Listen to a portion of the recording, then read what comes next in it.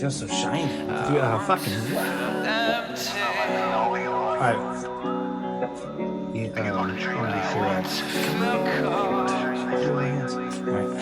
Hey, what's up, everybody? It's Nick Joy, 100 million for 237 Music Group. Props. We got another personality. Yeah. Alright, we're what the fuck does this ChatGPT script say? We got mastering contest. We got something really exciting for you. We're launching a mixing and mastering contest. Alright,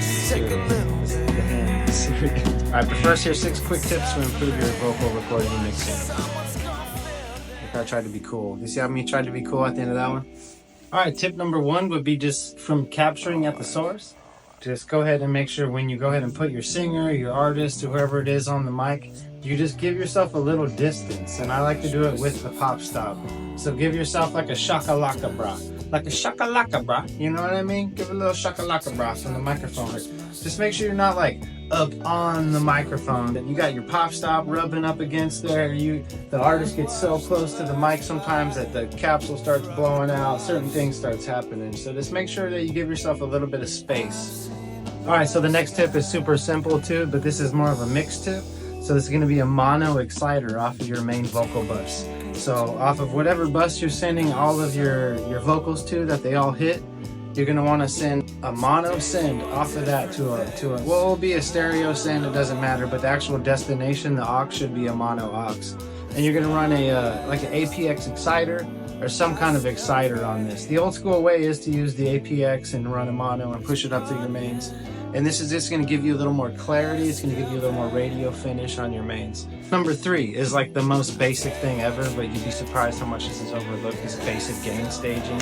So make sure your source volume's coming in right and you're not kind of deceiving yourself by having playback turned way up and having your source volume turned so down.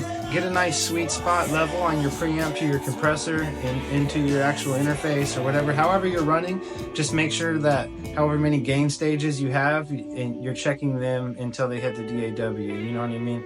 So it's very good to monitor at a moderate level while you're gain staging so you kind of hear what you're doing. So don't turn it way up until you know that you got your levels, and then you could have a fun and party and do whatever you want. So tip number 3 is super simple. Just gain staging and make sure all your sources aren't clipping. Make sure they're not too quiet. Tip number 4, we're just talking basics here. We're talking regular, basic, low shelf EQs, maybe a little ducking around 250 or so. Maybe you have a little multi-band EQ at 3K. Just regular, basic vocal EQing, cleaning up. So you want it to be as minimal as possible when you're starting to EQ your sources, unless you're doing production choices. So if you're just trying to capture like a really, really good vocal, you're going to want to do the most minimum amount of moves on the way in to get it sound right.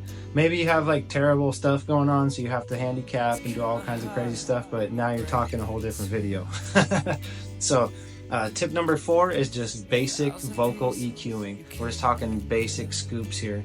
Low shelf down on the low end, maybe a little basic wide notch around 250 or so, give or take, but you'll be doing very minimal moves. If your EQ is looking all crazy and to jump, then start over, you know what I mean, and then just listen to the source raw and then kind of go from there. But yeah, tip number 4, basic vocal EQing. All right, tip number 5, vocal bussing.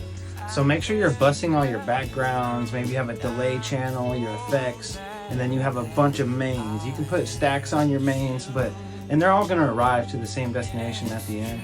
But give yourself a little room there. Help yourself save some work, and then go ahead and start vocal bussing things. So maybe make a background channel, maybe make an effects channel, and the background effects channel, they end up at the vocal bus, the main bus, where the mains end up too. But just separate these things so you have a little bit more control in the mix. So when you start, fighting the music or figuring out what's going on later, you know exactly what to do. And then sometimes you don't have to go and turn everything down individually. You can control your groups, so that helps a lot too. But tip number 5 would be vocal bussing and knowing your routing and where your groups are going. and maybe sending different effects off of different groups, you can get better results sometimes by vocal busing and then being a little more organized with your stacks and what you have going on. Even if you have a very minimal song going on, just a few different vocals, sometimes just sending those out to different destinations and then meeting them up again at a separate point and then doing slight processing on each bus, just a little bit here, a little bit there, it will give you a better result than trying to just kind of smash it all onto insert effects and then kind of hoping to get the best. So yeah, tip number 5 would be vocal busing. Number 6 is kind of useless if you haven't done the first 5. So you're just going to want to make sure that you're kind of mixing as you go with the artist. I can't tell you too many times that people have come to me and be like, man, there was absolutely no vibe at this other place and blah, blah, blah. He wouldn't put anything on my vocal or do anything. So don't be afraid to get creative with the artist while you're recording. Once you get really efficient in Pro Tools, you can actually be editing and flying things and comping and changing stuff. So if you have your template set up, it makes it really easy to experiment and kind of jump around while you're recording, and you don't have to stop and get in their way. And keep in mind, you want to be in front of the artist while you're doing this. You don't want to be like slowing them down and asking them if you can experiment.